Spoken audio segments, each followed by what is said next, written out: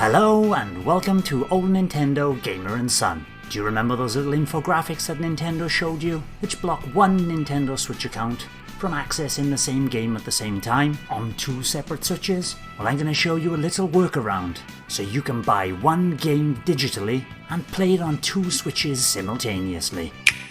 Step 1. Make sure you have all these necessary items. 2 Switches. 2 separate Nintendo accounts, and these can be linked together in a family account.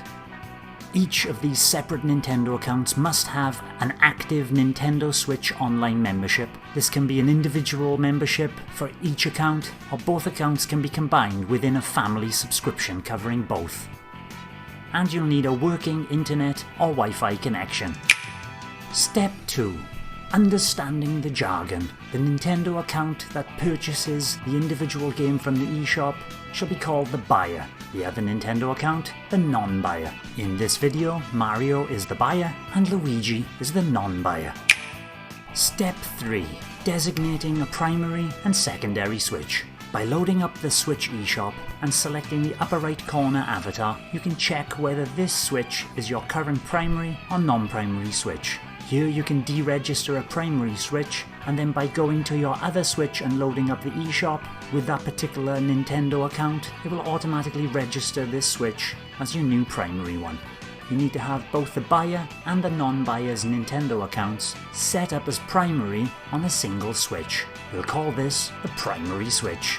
The other Switch then is the secondary Switch and contains both the buyer's and non-buyer's deregistered Nintendo accounts.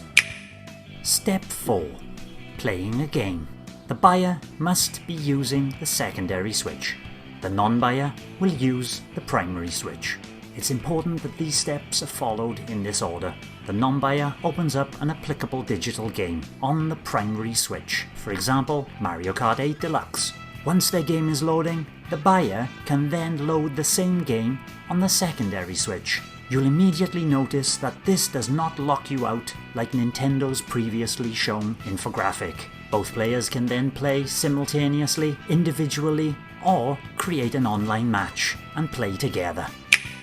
Step 5. Caveats. The biggest caveat to note is that this does not work for local play, that is, linking two Switches that are close together.